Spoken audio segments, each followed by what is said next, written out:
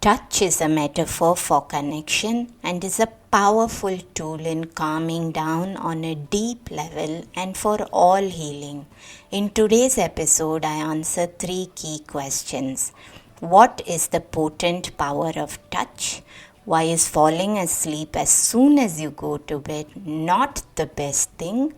How can you use the power of embrace to balance energies whether you are with a partner or alone? Tâmara Castelo is a beautiful human being beyond all the amazing things that she does, and I thought she was the best person for this topic. Tâmara Castelo is a specialist in Chinese traditional medicine. She is the author of Healing Without Medicine, Eating Without Guilt, and Full Balance, all winners of Gourmand awards. Her new book, The Power of Rituals, walks readers through how to determine their biotype and based on that create a personal plan with easy repetitive tasks designed to rebalance sleep, manage stress, reduce anxiety, and end toxic thoughts. Let's get started.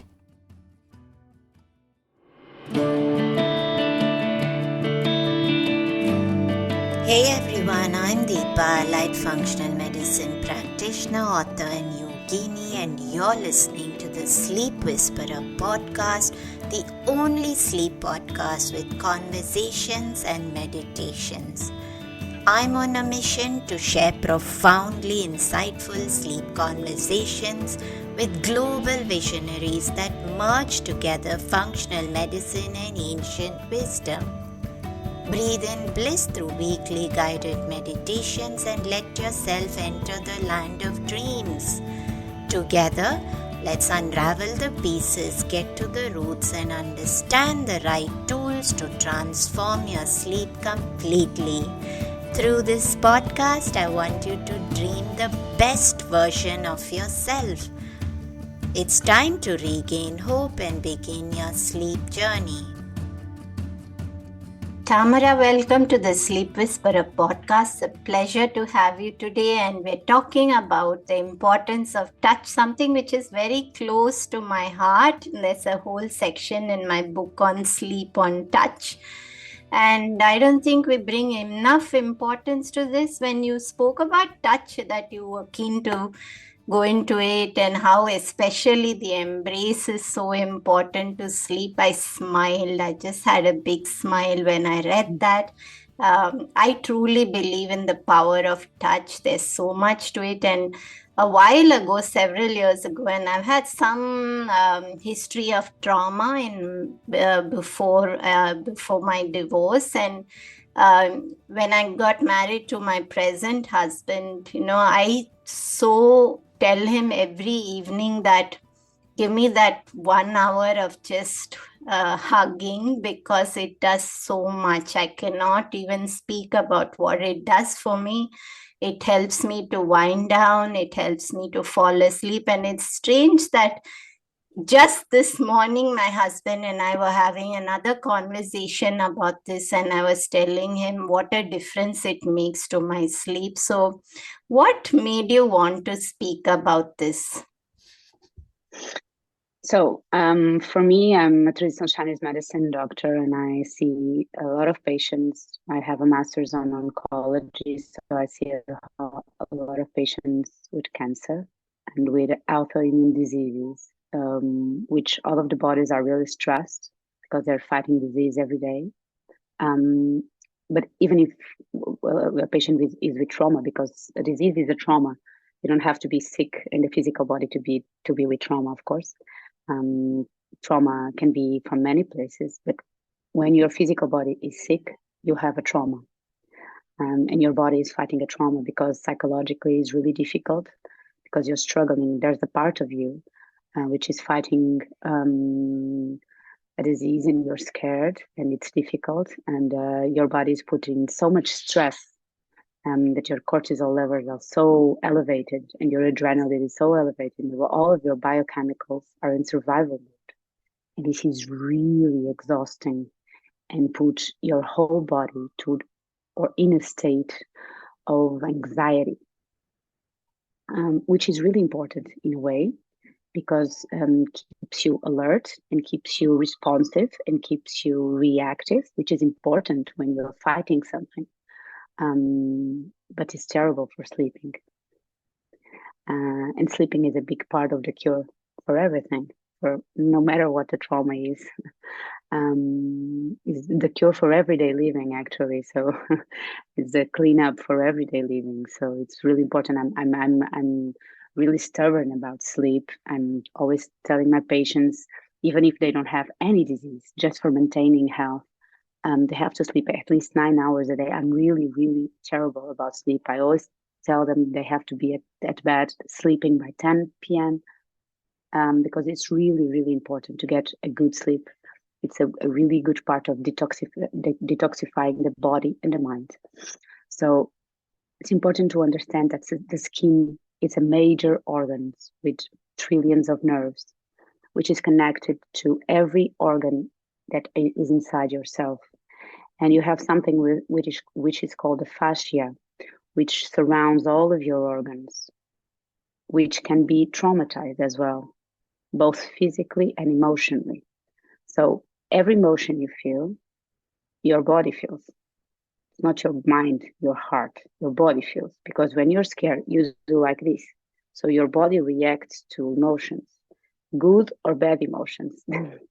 Your body doesn't make a difference because when it's not different for them. It's just reactions, and the body reacts to the emotions as it reacts to disease. And you have to cool it down. And normally people hope this is good and perfect. They tend to take care of the mind because the mind is really upsetting. The body is much more smooth and gives you smooth examples of I'm not doing so well. It's just really quiet. The mind is loud. So we tend to look at the mind first, and we tend to look up the mind, but we don't look at the body. We just push it, and push it, and push it. And the touch in this sense, it's important because our skin reacts to touch in the biochemical way, in an energetical way, and this is the most quick way to relax all the biochemicals that are in fight or flight in energy. So when you touch even yourself with yourself, you don't have to have a partner for that. Some people are telling me, oh, but I don't have a boyfriend or girlfriend. In fact, I was just going to save that for later, that we should talk about what if somebody doesn't have a partner. I'm so glad you spoke about that. If you have hands, or if you don't have hands, but you have skin to skin, it helps. It's the same. It's important. You just have to promote touch and promote it in a way that you feel safe. You make your body feel safe. And this is the way that your body can actually relax. Your body needs to feel in the safe position, not your mind, your body. Because sleep is relaxation. It's a movement, it's a responsive movement of relaxation. And this is really important. And I tend to tell my patients, if you go to bed and you just fall asleep in 2 seconds, something is not right. You're going to bed not early enough, because it's supposed to be a process of relaxing, to letting know all of your body that you're going to sleep. Otherwise, you're not going to have a good night. Imagine your body as a big, big factory, and that you have to close down every window of the whole factory, and it takes time. So you should go to bed not dying of sleep, as you're not supposed to eat when you're dying of hunger. You're supposed to do it previously. Oh, but I'm not sleepy. Okay, and what's the big deal? You're a grown-up. So, Tamara, that was a beautiful thing that you said. In fact, it's such a refreshing new perspectives to sleep, which I've never quite heard about. And truly, we don't wait until we are starving to eat. We're all eating much before that. And at times you do hear this from a lot of clients who feel quite proud of the fact that they're going to bed and they're dropping asleep in few seconds. And this is such a new perspective, and I love to go into it a little bit more because this is not something we've heard about ever on the podcast. I think it's important to understand that sleeping must be a conscious movement. Your body should not drop from sleep. This is terrible. You shouldn't do that. That's really violent, actually, because you're lead yourself to exhaustion. This is not beautiful if you think about it for a second. You should protect yourself from that point of limit. So you just go to bed when it's time for you to go to bed, not wait until you're just dying. So you go to bed and you allow yourself to relax, allow yourself to close down every stress, allow your body to feel safe, allow your muscles to relax, allow yourself 20 minutes to put yourself at a position to sleep. And it is so very important to have a perfect night of sleep because you just prepare yourself to go to sleep.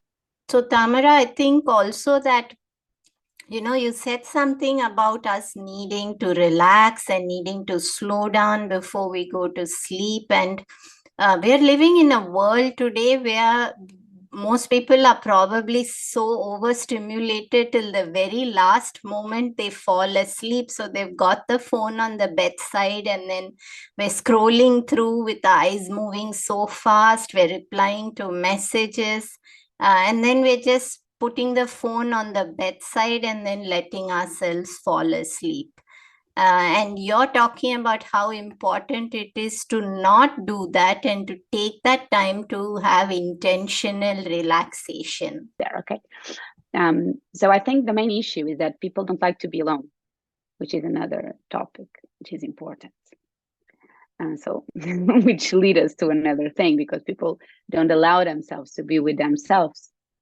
And sleep is about being with yourself, because it's nobody else but you and yourself and your sympathetic and parasympathetic mind and nerves and everything. So it's difficult to be with yourself. And I think we should understand that we want to be overstimulated. It's not like the world is overstimulating us. We want to be overstimulated because we don't want to look at ourselves and be with ourselves. And sometimes in my clinic, I run a big crew of physicians, and they always say to me, "Well, there are some patients who don't want to keep the needles for 15 minutes. They cannot handle it. 15 minutes alone, grown-ups." So, and then with time, they tend to fall asleep and then can endure almost an hour, which is beautiful. And because you can train it, and then you can enjoy it, and then it's beautiful, and then you're just addicted to it, to sleep and to be alone and to be relaxing with yourself. And it's beautiful because you're just connecting with yourself, and sleep is the most beautiful thing you can experience, because when you wake up and you're feeling energy and you're feeling relaxed is beautiful. And even the process of relaxing properly, not just dropping dead, is beautiful, because it's just letting go. It's just almost a letting go and connecting to a deeper part of yourself. But this is the thing that is you have to let go on control, and you have to let go on everything that is surrounding yourself and go inside. And I think that loneliness is a big disease of this century. And I think people have to make a choice at some point, and limits, which is really important, as the limit not to go in the last moment, or put yourself completely exhausted to go to bed. You have to say, okay, at least for 15 minutes, I will be alone with myself today. At least for 15 minutes, I will be with myself. And I choose to be with myself in bed, alone, for 15 minutes, with no TV, with nothing, just with myself. I will close my eyes and I will see what my body has to say, what my mind has to say, even for disease's purpose. You have to see your body to see what it's telling you. It's important, because symptoms comes, when I said this to my patients, they in another appointment comes with a lot of symptoms, different symptoms that they wouldn't have seen if they didn't see this. They say, oh, doctor, I see that. I never saw that before, because they just took 10 minutes to just be with themselves. So this is important in so many levels, so many aspects, which is just 15 minutes for myself with me alone. Can I do that? Okay, good for me. So instead of putting the sleep in perspective, let me put myself in perspective. Let me be alone with myself for 15 minutes before I go to sleep to see what happens. But let's come back to talking about embrace, because you did say that, I mean, the embrace specifically is so important. And so let's talk a little bit about why, what's the context? Is there something happening in the physiology which helps us to sleep? And is there a way that we can bring that in mindfully and intentionally every single night? Yes, normally when you're with yourself in that 15 minutes, you have to touch in different areas of your body, which is really important, because the areas of your body reflects areas of energy. You can call it whatever you want. You can call it chakras. You can call it, that's in every culture have a different name, but they are all the same, which is the same, because they are, you've noticed, as everybody knows, that there's part of our skin that is more sensible than other parts of our skin, because there are areas which are more sensitive than others. That's why when you embrace someone, it is very important to be chest with chest, because it's really important. The heart is really magnetic, and when you are heart to heart, is really like something is happening there in a big hug, because it's like the overload is going out, and this is really happening, and this is chemical. It's not an idea. It really happens, because it oxytocin starts to release from your body, and this happens, and you relax and you feel happier. And this is really a physiology thing. It's not an idea. And if you keep the hug for more than 20 seconds, everything in your body will improve, even your oxygen levels. So the centers of energy and the connection to other humans, we are a tribe. So it's really important to touch and be touched in the physical body, because we rely on each other, and our brains work better when we are in contact and physical contact. That's why the skin is the more important body, the more important organ in the body, because it's huge, has a huge effect on our protection and immunitary system, and in our connection to the world. It's the connective part of ourselves. In babies, you can see that. And in grown-ups is exactly the same. We don't lose abilities as we grow. Okay, this is important. And I say, if for a baby in young age needs to keep it peace, to be skin to skin with the mother, we still need that with other humans, with friends, hugs, touch, hand. This is really important for us to feel at center, at ease, to relax, to feel at the tribe. This is really important, the concept. And for sleeping, it's really important to feel safe. The embrace, it's important for a number of reasons, but one thing, it helps you to release oxytocin, which will relax you. Another thing, it will help you relax the fascia, which will put you in your fight response to lower down, and your cortisol levels to lower down, which will improve your nights, because your adrenal glands will just put it there, feeling safe. They will not feel the need of always being alert. So these two things happens. And the other thing that happens, you feel another human being if you are with another human being, which is really important, because we are used to live with other people, and we are used to live and sleep with a lot of people around us, with fires and people, and this is important, and we remember this. That's why the babies and the grown-ups, and I have an 8-year-old, will always want to sleep with me, and this is completely natural and normal. This is not strange.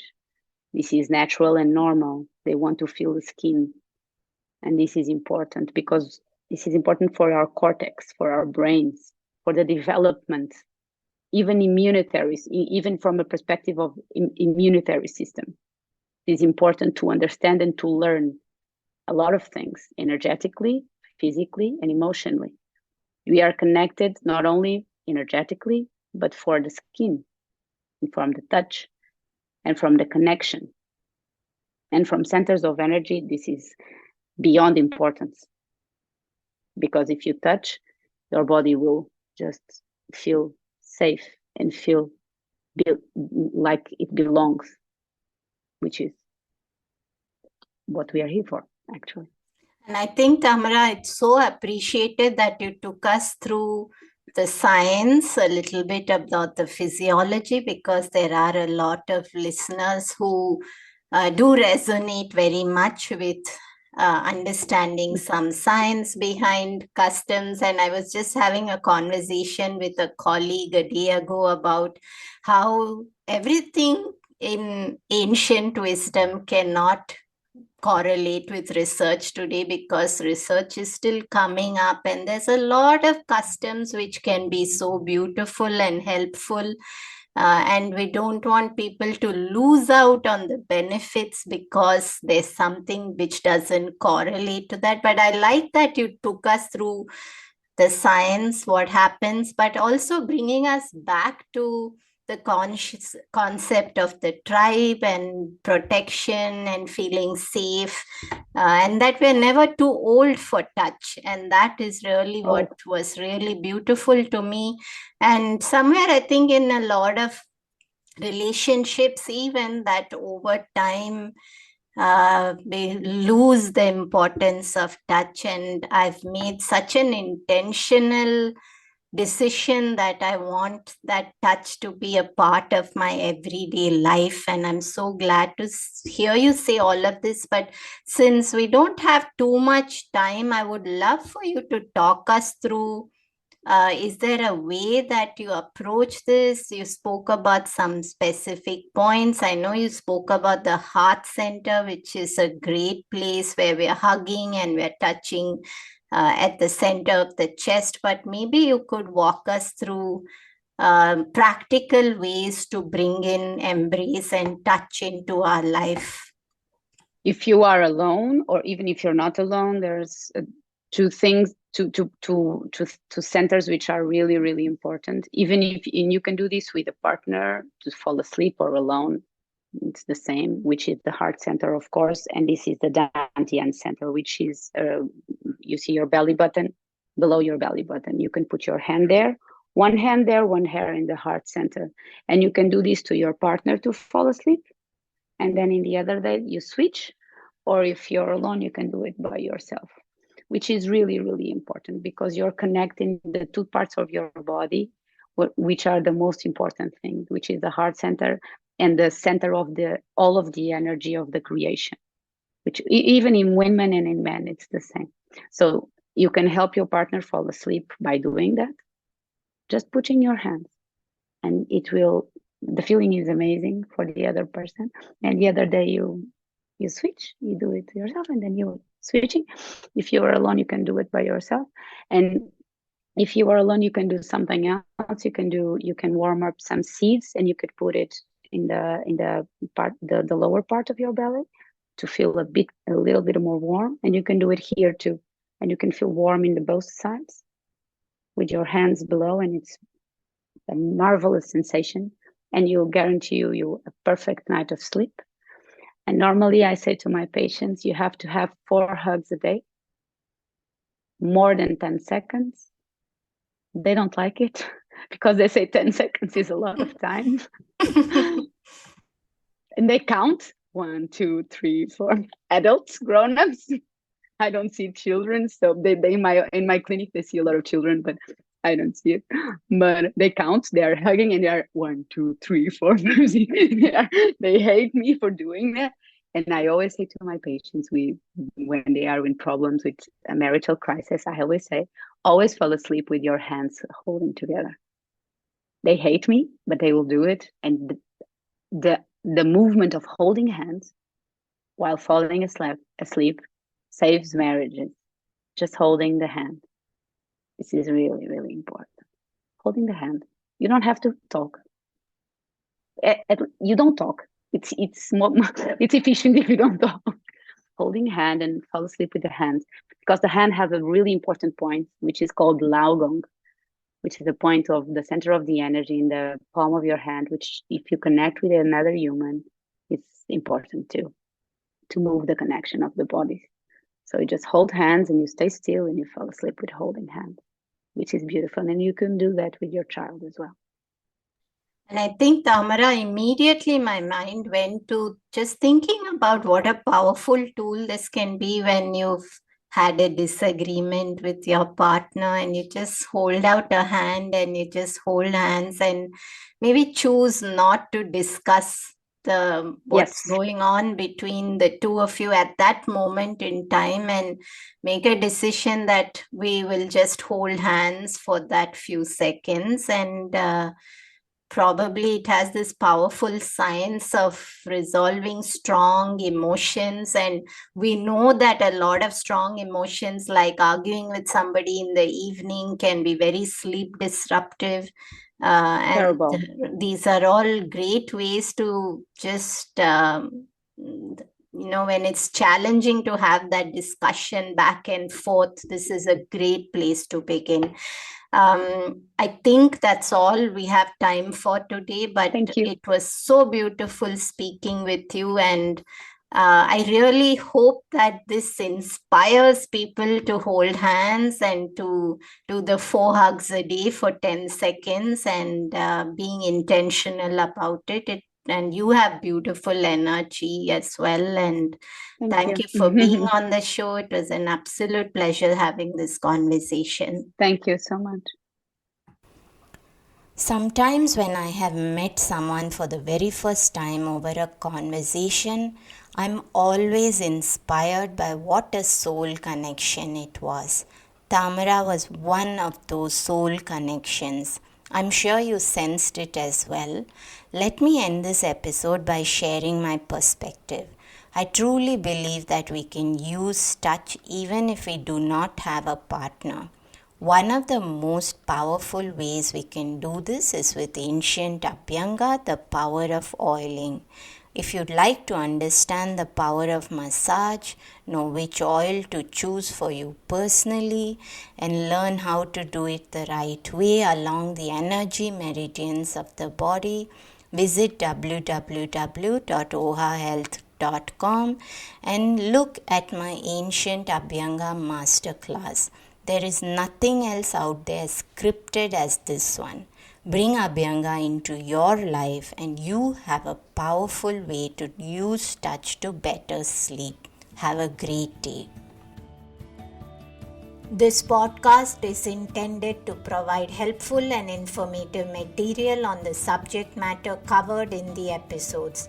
The podcast is not acting in the capacity of a doctor or a registered dietitian and is not rendering any professional healthcare or medical service.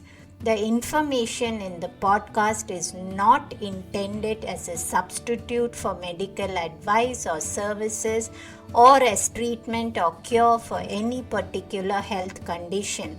The advice and tools contained herein may not be suitable for your situation. Any medical questions regarding contraindications and cautions, or any questions on whether or not to proceed with any practices provided in the show should be referred to qualified health professionals before adopting the same. The podcast specifically disclaims any responsibility for any liability, loss, risk, personal or otherwise, which may be incurred as a direct or indirect consequence of the use of information from this podcast or the application, adoption of any of the information provided.